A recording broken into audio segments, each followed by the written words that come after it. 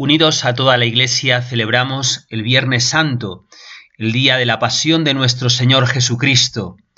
Hoy toda la Iglesia se recoge en adoración de este misterio tremendo del amor de Dios, que ha dado la vida hasta una muerte y muerte de cruz por cada uno de nosotros.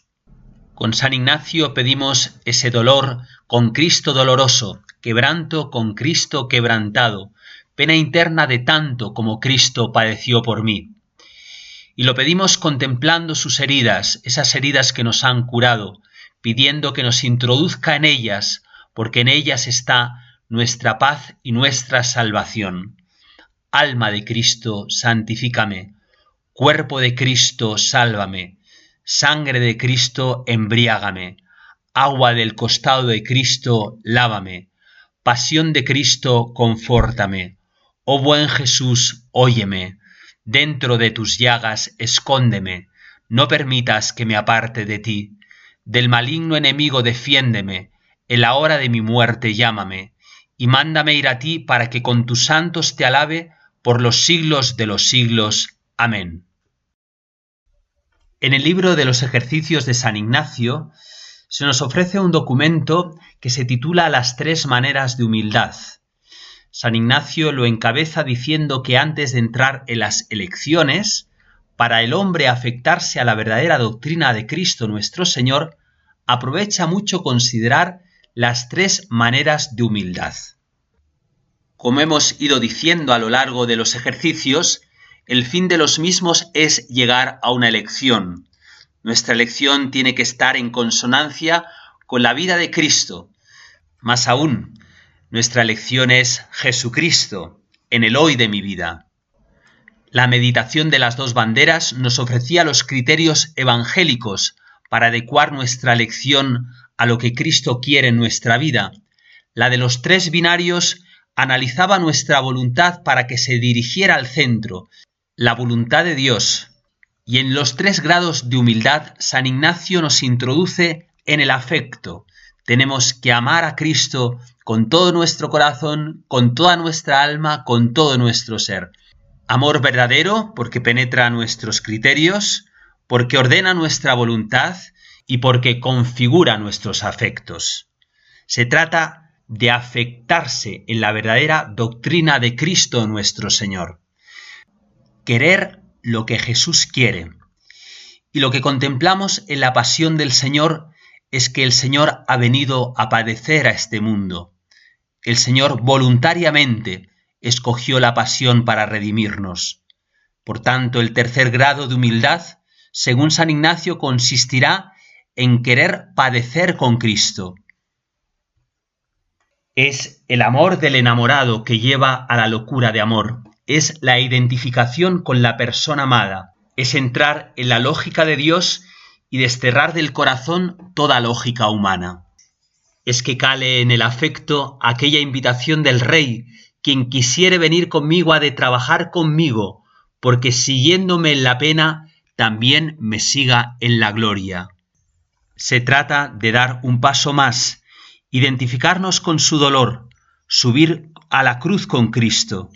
Para llegar a esta manera hay que orar, hay que meditar, hay que contemplar los sufrimientos de Jesús y de la Virgen. Hay que mirar dos cuadros, dos vidas, dos opciones, dos destinos parciales o totales, temporales o permanentes que yo concibo como igualmente agradables a Dios. Uno de estos cuadros está lleno de éxito, alegrías sensibles, gozos humanos. El otro es un paisaje austero, desnudo, sembrado de espinas. Allí quema el sol, hela el viento, los hombres se reirán de uno, nos tocará soledad, humillación, seremos tratados de exagerados. Y nos preguntamos, ¿cuál de estos dos cuadros representa en su conjunto la vida de Cristo? ¿En cuál de estos caminos puso Él su vida? ¿En cuál de ellos para mejor seguir a Cristo debo yo buscar mi camino? ¿En cuál de ellos están las huellas de sus pasos? ¿Sobre el hermoso camino, florido, perfumado, delicioso? ¿O sobre el camino áspero, pedregoso y solitario? Con toda honradez, tengo que decir sobre el segundo, porque Cristo, en lugar del gozo que se le proponía, soportó la cruz, se vació a sí mismo, se hizo obediente por nosotros, fue azotado, contado con los criminales, fue coronado de espinas y crucificado. Le queremos decir a Jesús: oh Jesús, yo amo lo que tú amaste. Oh Jesús, yo amo lo que tú más amaste. Oh Jesús, yo amo tu pobreza, tus humillaciones, yo amo tu misión de Salvador, tu cruz. Oh Jesús, yo amo la suerte que tú deparaste a tus amigos, a tus apóstoles, a tu madre. Esta gracia la tenemos que pedir y tenemos que aprovechar todas las ocasiones para vivir dentro de este espíritu de la tercera manera de humildad.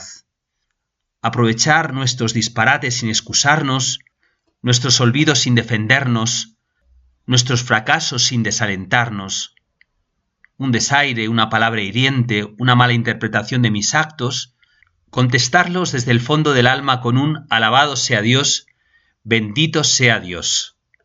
Vamos a entrar en la contemplación de la pasión de Jesús pidiendo esta gracia, pidiéndole al Señor que me quiera elegir y recibir en esta tercera mayor y mejor humildad, para más imitarle y servirle, si igual o mayor servicio y alabanza fuera a su divina majestad.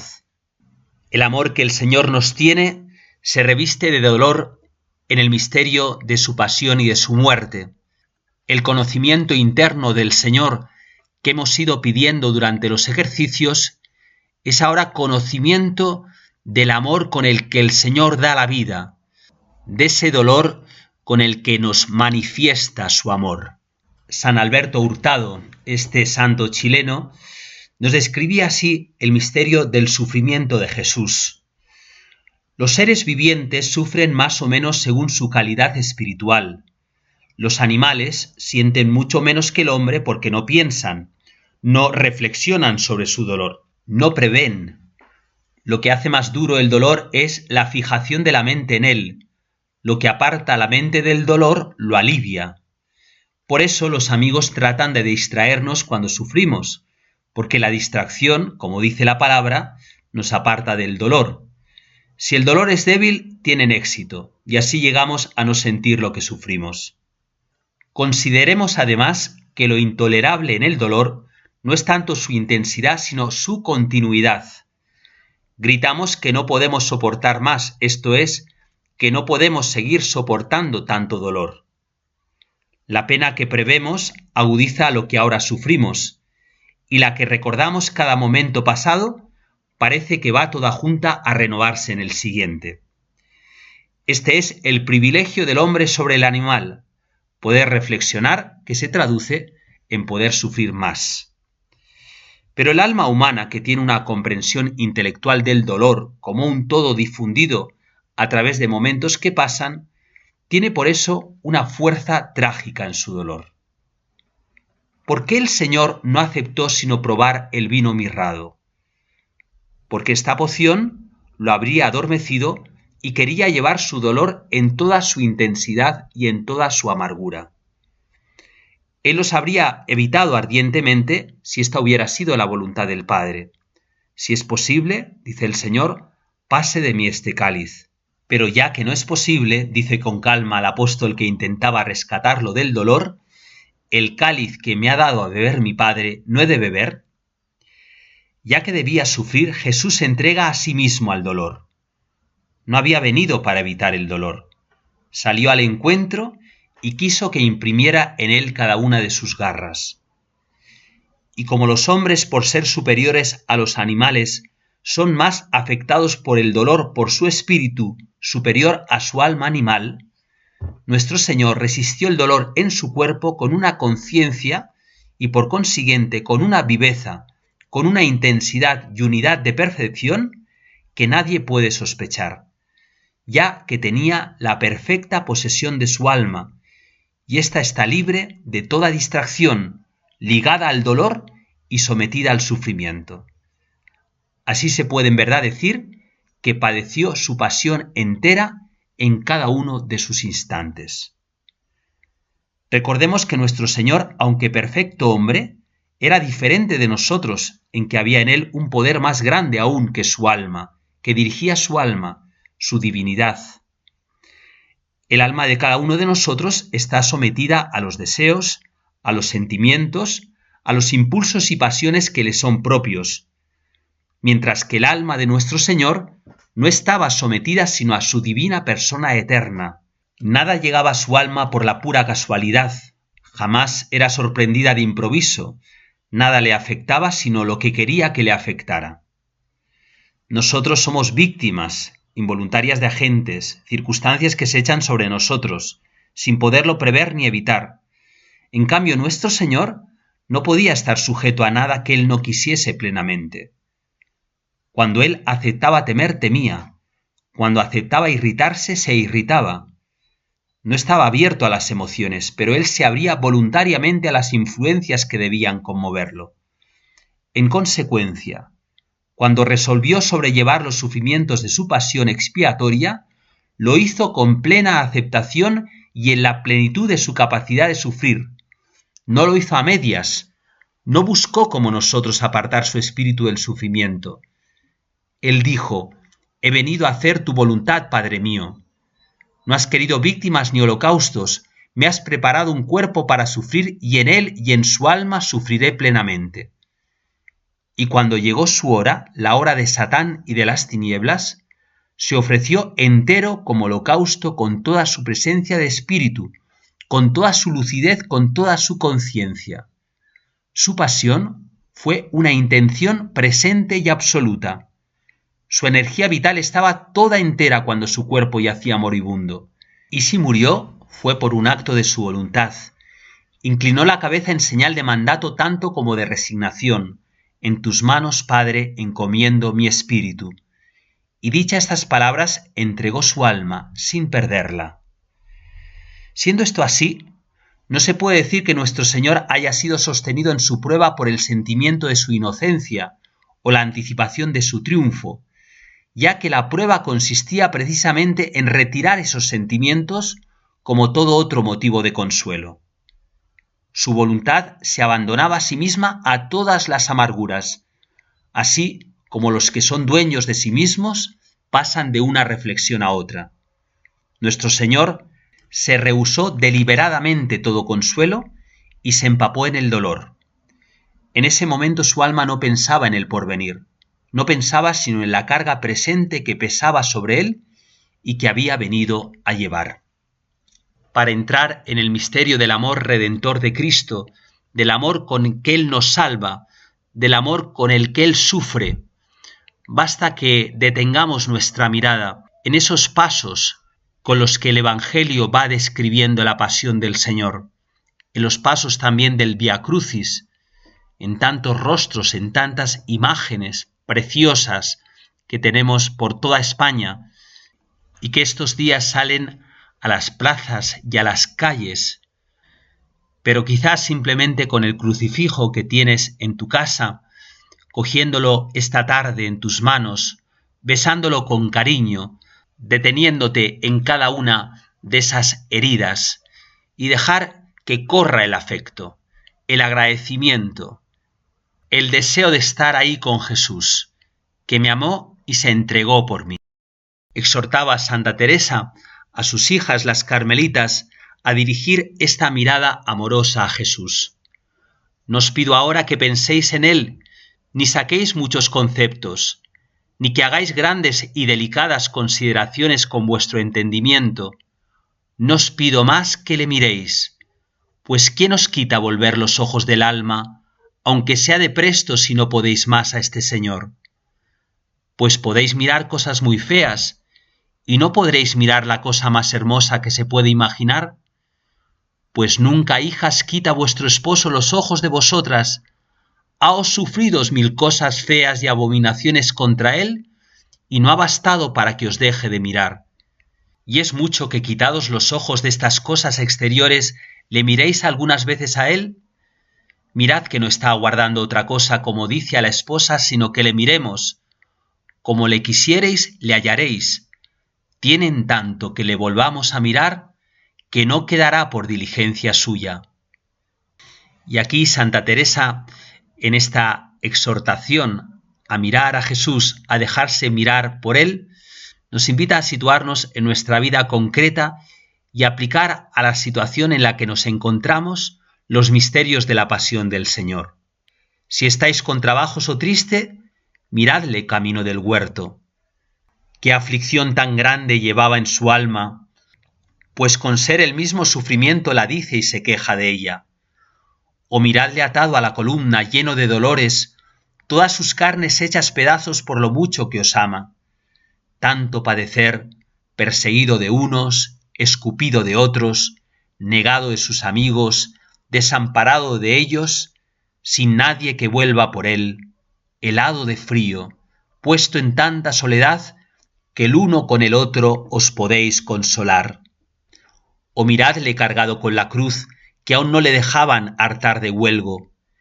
Miraros a él con unos ojos tan hermosos y piadosos, llenos de lágrimas, y olvidará sus dolores por consolar los vuestros, solo porque os vayáis vos con él a consolar y volváis la cabeza a mirarle.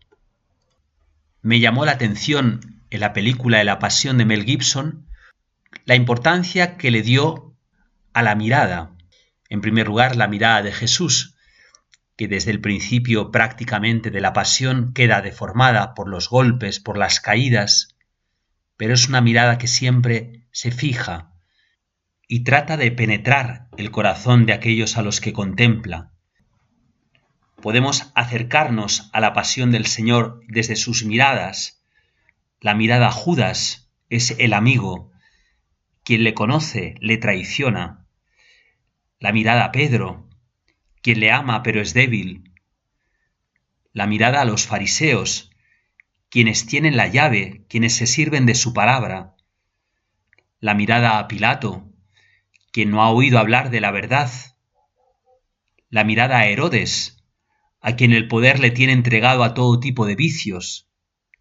La mirada a Barrabás, el malvado, es la mirada a los pecadores.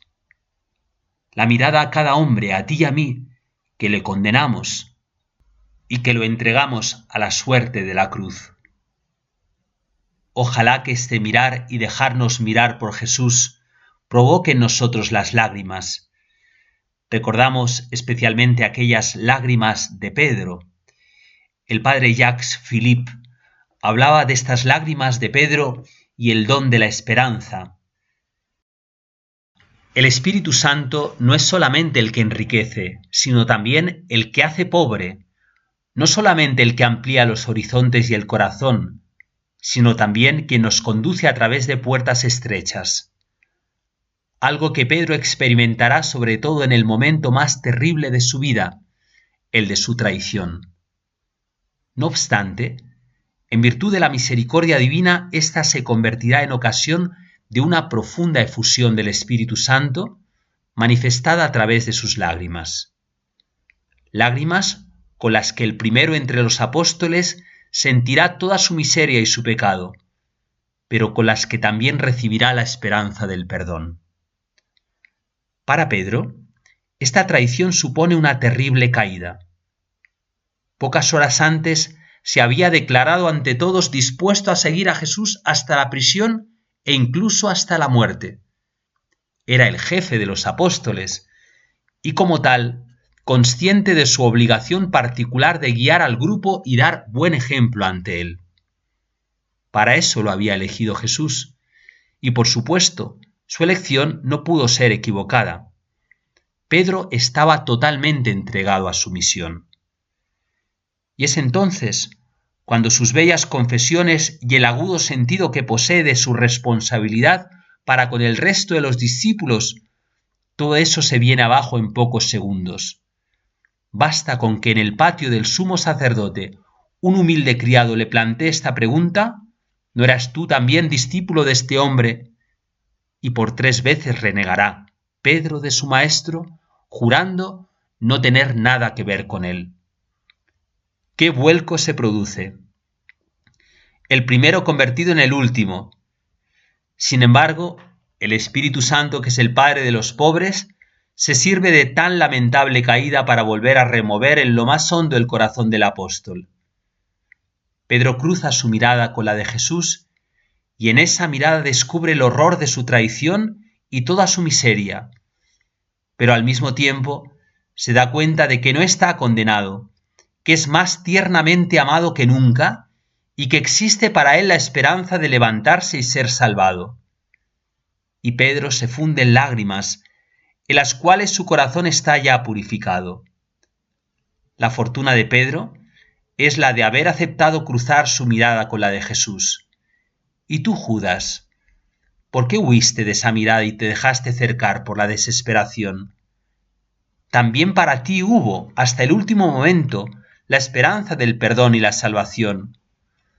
Tu pecado no fue peor que el de Pedro. En esa mirada del Maestro, Pedro ha vivido una efusión del Espíritu Santo, una de esas efusiones dolorosas que empobrecen y que despojan de forma radical, pero que acaban revelándose infinitamente beneficiosas, porque muestran al hombre su impotencia, su absoluta miseria y su nada, y le obligan desde ese momento a no apoyarse en sus solas fuerzas, ni en sus pretendidas cualidades o en las virtudes que cree poseer, que le obligan a contar exclusivamente con la misericordia y la fidelidad divinas, penetrando así en la auténtica libertad. Los padres del desierto no dudaban en afirmar: el que ve su pecado es mayor que el que resucita a los muertos. El Espíritu Santo ha hecho que se opere en Pedro un cambio decisivo. Ha pasado de la confianza en sí mismo a la confianza en Dios, de la presunción a la esperanza. Se puede decir que con motivo de su negación, Pedro ha perdido cuantas virtudes practicaba hasta el momento y creía poseer: su fervor, su fidelidad al Maestro, su valor. En pocos segundos todo ha estallado en pedazos. Por el contrario, Pedro ha comenzado a practicar por primera vez en su vida otra virtud que antes no conocía, la virtud de la esperanza. Mientras contamos con nosotros mismos y con nuestras propias fuerzas, mientras no somos radicalmente pobres, no podemos ejercitar la virtud de la esperanza. Porque esta virtud es la que practica quien se sabe infinitamente débil y frágil, quien no se apoya solamente en sí mismo, sino que cuenta confiadamente con Dios, quien lo espera todo de Él y únicamente de Él con inmensa confianza. Al encontrarse con la mirada de Jesús, conmovido hasta las lágrimas, Pedro ha hecho el primer auténtico acto de esperanza de su existencia. Lo que yo no soy capaz de hacer por mis propias fuerzas, lo espero de ti, Dios mío, y no en virtud de mis méritos, ya que no poseo ninguno, sino en virtud de tu sola misericordia. Este episodio de la vida de Pedro contiene una enseñanza fundamental. La verdadera esperanza, la teologal, que nos une a Dios, solo puede proceder de una experiencia de profunda pobreza. Mientras somos ricos contamos con nuestras riquezas, no podemos hacer otra cosa, pues es algo grabado en nosotros. Para aprender a esperar, que consiste en contar solamente con Dios, es preciso pasar por algunos empobrecimientos radicales que son la fuente de la felicidad por constituir la etapa previa a una extraordinaria experiencia de la bondad, la fidelidad y el poder de Dios. Bienaventurados los pobres en el espíritu, que podríamos traducir como los expoliados por el Espíritu, porque de ellos es el reino de los cielos. Dejamos unos instantes para que en silencio cada uno de nosotros pongamos nuestra mirada en Jesús. Dejemos que Jesús nos mire como miró a Pedro y entremos en agradecimiento, en dolor de los pecados, en ofrecimiento de nuestro cariño y de nuestro amor hacia Jesús. Vamos en algunos aspectos que nos ayudarán a la contemplación del misterio de la pasión del Señor. En primer lugar, la contemplación de Cristo en su pasión y muerte ha sido y seguirá siendo para el hombre la mejor escuela de amor. En la cruz de Cristo está expresado por parte de Dios el colmo del amor. Decía San Juan en su primera carta: en esto consiste el amor, no en que nosotros hayamos amado a Dios, sino en que Él nos ha amado y nos ha entregado a su Hijo como víctima de propiciación por nuestros pecados. Al acercarnos al rostro sufriente del Señor, contemplamos cómo es Dios. Decían los pastorcitos de Fátima, comprendimos quién era Dios y cómo nos amaba y cómo quería ser amado. En la pasión se nos revela que Dios Padre es y es amor. El crédito que Dios ha dejado al mundo de cómo es Él, de su amor, es este, el rostro crucificado de su Hijo. Quien dude del amor de Dios, vaya a la cruz.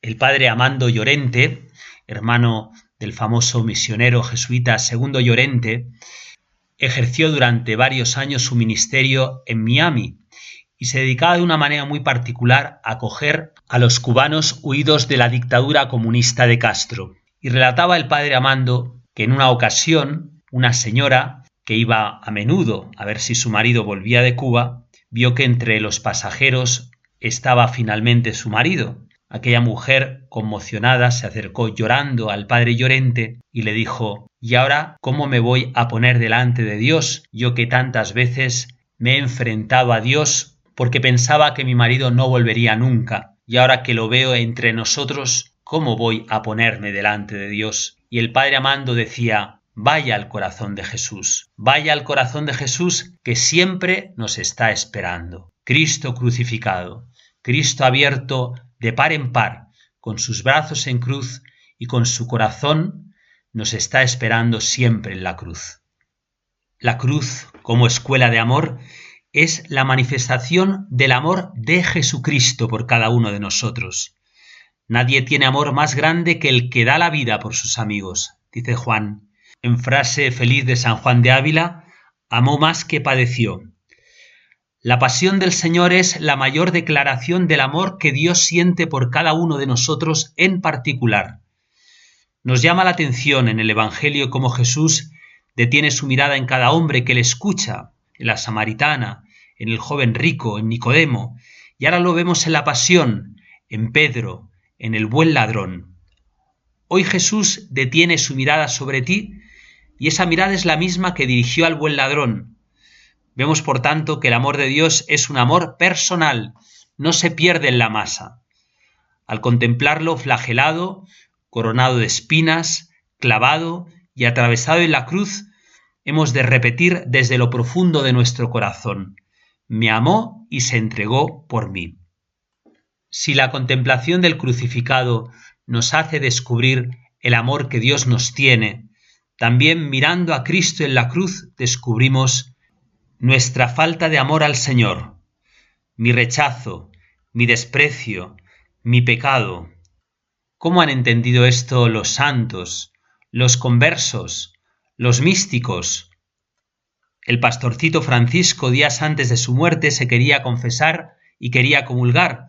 Pregunta a su prima Lucía si recuerda algún pecado que él ha cometido, encargándole que también se lo pregunte a Jacinta, quien le dice a Lucía: «Dile que todavía antes de aparecérsenos Nuestra Señora robó 10 centavos a nuestro padre para comprarle una armónica a José Marto, que cuando los muchachos de Aljustrel tiraron piedras a los boleiros, él también tiró algunas».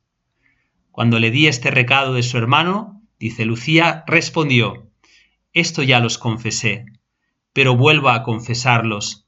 Tal vez es la causa de estos pecados que yo hice, por lo que nuestro Señor está triste». Solo quien contempla al crucificado con la mirada de fe está en disposición de comprender la malicia de su pecado. La falta de conciencia de pecado está unida directamente a una falta de fe en Cristo crucificado. Recordemos aquello que le decía André Levé, aquel famoso criminal converso: «Yo he sido clavo para tus manos, espinas para tu cabeza, lanza para tu costado». Al contemplar al varón de dolores ante quien se oculta el rostro, contemplo mi propia miseria, contemplo hasta dónde le ha llegado a Dios mi pecado. Por eso pedimos dolor con Cristo doloroso, quebranto con Cristo quebrantado, porque por mis pecados fue a la pasión. Hemos hablado en otra ocasión de Scott Hahn, este profesor evangelista que se convirtió al catolicismo, junto a su mujer Kimberly. Eran un matrimonio que ofrecieron el testimonio de su conversión al catolicismo en un libro muy bonito que se llama Roma, Dulce Hogar. Allí nos escriben lo siguiente: un mes más tarde, Jack me invitó a una especie de retiro. No, gracias, le dije, tengo otros planes. Pero él añadió que Katy estaría allí todo el fin de semana. Hombre astuto, mis otros planes podían esperar. Quien dirigía el retiro presentó el Evangelio de un modo simple, pero a la vez motivador.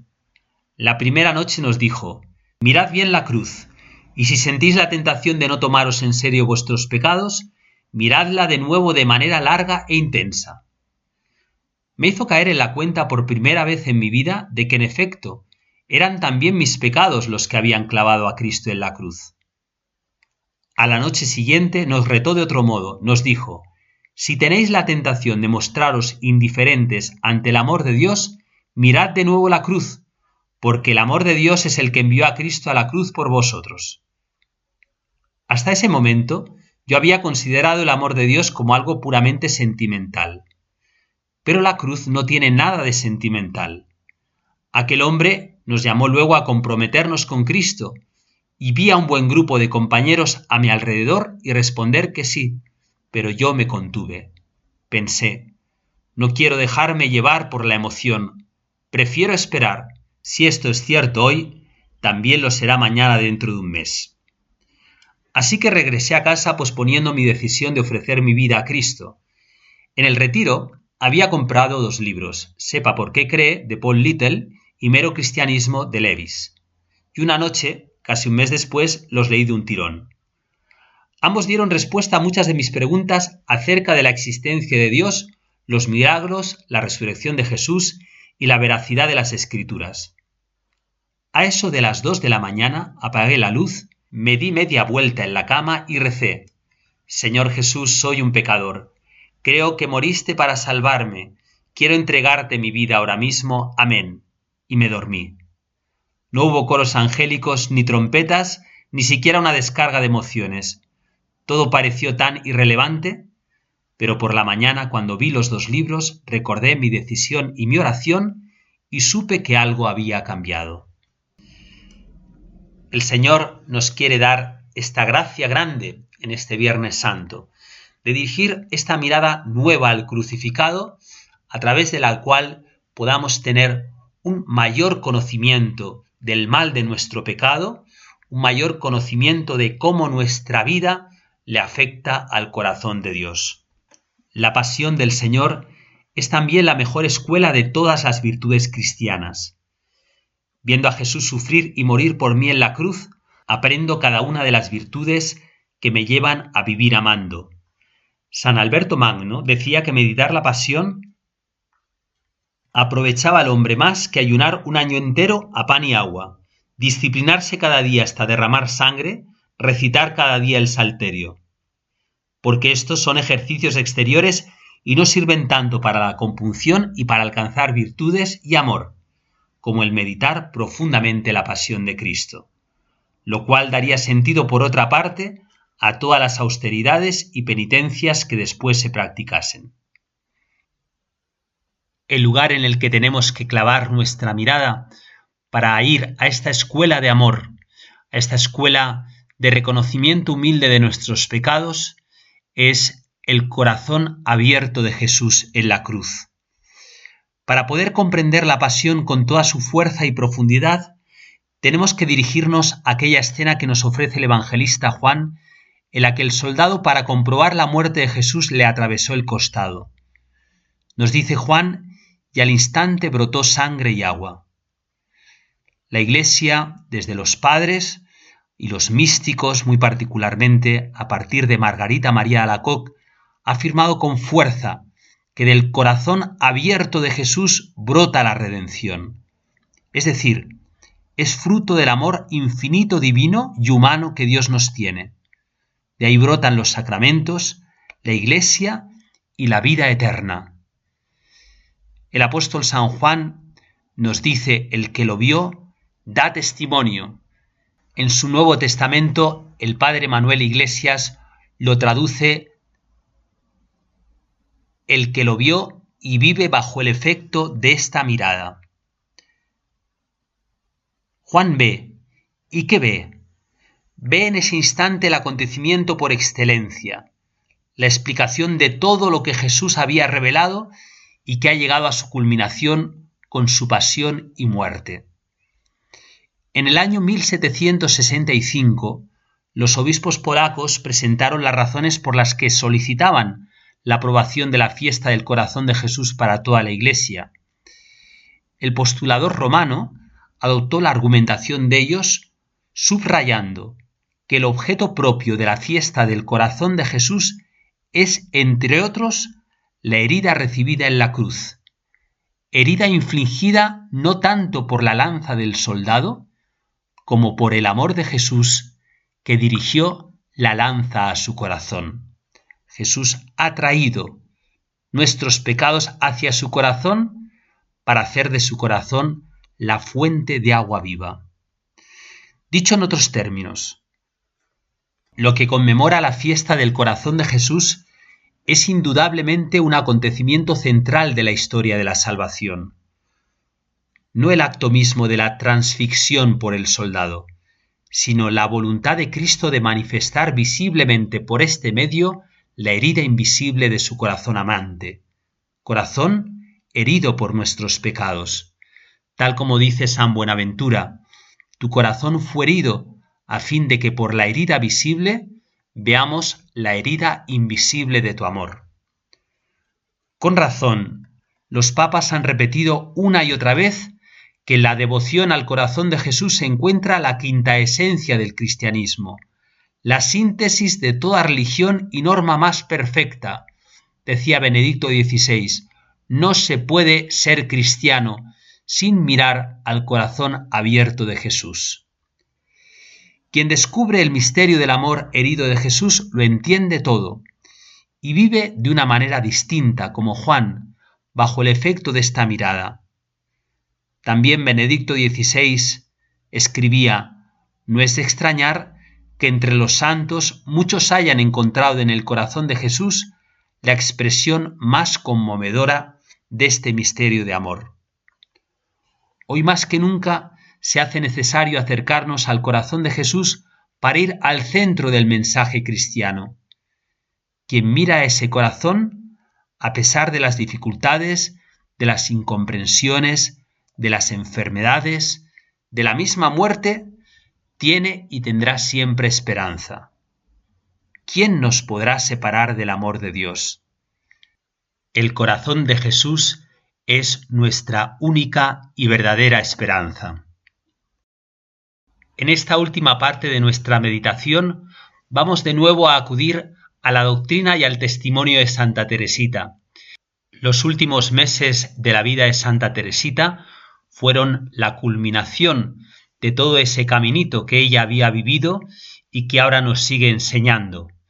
Teresita vivía entonces ya una particular unión con Jesús, su esposo, y esa unión llega a su culminación en el momento de la cruz, en el momento de la agonía.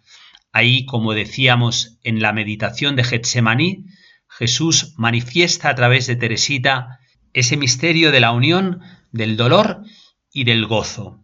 Jesús en el Evangelio nos dice que tenemos que hacernos pequeños. Para poder entrar en la llaga de Jesús hay que hacerse pequeño. Para poder comprender todo el amor misericordioso del Señor tenemos que pasar por el caminito. Teresita llegó al fin de este caminito y ahí pequeña, la más pequeña, ella decía que se consideraba como un bebé en el momento de su agonía, comprendió cuánto y cómo le amaba Dios. Nos enseñó a nosotros cuánto y cómo nos ama el Señor.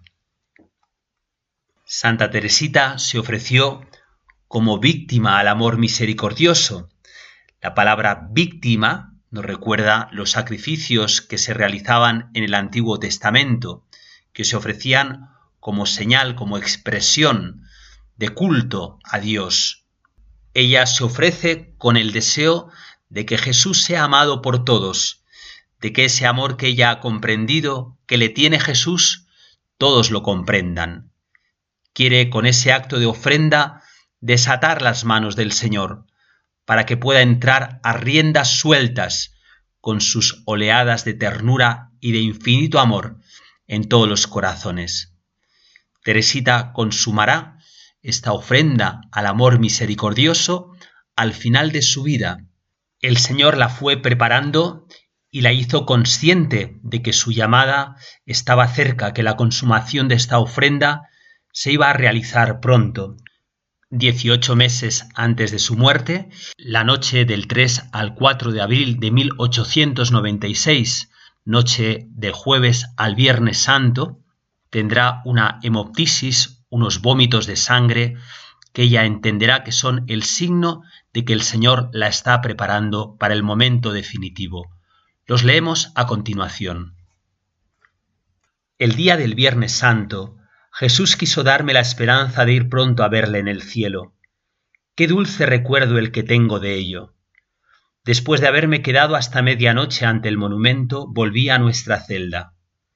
Pero apenas había apoyado la cabeza en la almohada cuando sentí como un flujo que me subía borboteando hasta los labios. Yo no sabía lo que era, pero pensé que a lo mejor me iba a morir, y mi alma se sentía inundada de gozo. Sin embargo, como nuestra lámpara estaba apagada, me dije a mí misma que tendría que esperar hasta la mañana para cerciorarme de mi felicidad, pues me parecía que lo que había vomitado era sangre. La mañana no se hizo esperar mucho, y lo primero que pensé al despertarme fue que iba a descubrir algo muy hermoso.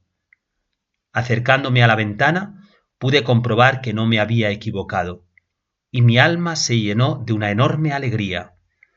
Estaba íntimamente convencida de que Jesús, en el aniversario de su muerte, quería hacer oír una primera llamada. Era como un tenue y lejano murmullo que me anunciaba la llegada del esposo. Los últimos meses de vida de Santa Teresita fueron una verdadera pasión, una pasión de amor, pasión que la llevó a morir. Santa Teresita murió, como ella se lo había pedido a Jesús, y ella lo había escrito en una poesía, murió de amor. Ella consolaba a sus hermanas en el misterio de su pasión, preanunciando que iba a ser particularmente insoportable. Les decía, no se acongojen, hermanitas mías, si sufro tanto, y si al momento de la muerte no verán en mí, como ya les he dicho, alguna señal de felicidad. Nuestro Señor murió como víctima de amor, y vean cuál fue su agonía. La agonía de Santa Teresita fue terrible y larguísima. Celina, Sor Genoveva, relataba lo siguiente. Hacia la media tarde, ella se sintió aferrada por dolores extraños en todos sus miembros. Posando entonces el brazo sobre los hombros de la Madre Inés de Jesús, se extendió hacia mí para ser sostenida. Permaneció así por un instante. En aquel momento sonaron las campanas anunciando las 3 de la tarde, y nos sentimos presas de una cierta emoción. ¿Qué cosa pensaba ella en aquel momento? A nosotros nos llamaba la imagen inquietante de Jesús en la cruz, y aquella coincidencia me parecía llena de misterio. A las 5 se dieron cuenta que el final era inminente. Por más de 2 horas, una agonía terrible desgarró su pecho. Su rostro estaba congestionado, sus manos estaban moradas, tenía los pies helados y temblaba con todos sus miembros. Un sudor abundante le llenaba la frente con gotas enormes que caían sobre sus mejillas. Estaba bajo el peso de una opresión creciente y a veces soltaba pequeños gritos involuntarios. A las 6, cuando sonó el Ángelus, miró por mucho tiempo la estatua de la Santísima Virgen. Era la Virgen de la Sonrisa, la misma que le había curado cuando era una niña. Las últimas palabras que Teresa pronunció sobre la tierra, mirando al crucifijo pocos instantes antes de expirar, son una síntesis de toda su vida. Oh Dios mío, yo te amo. Mi Dios, yo te amo. Había dicho antes, No pensé nunca que se pudiera sufrir tanto, pero no me arrepiento de haberme entregado al amor.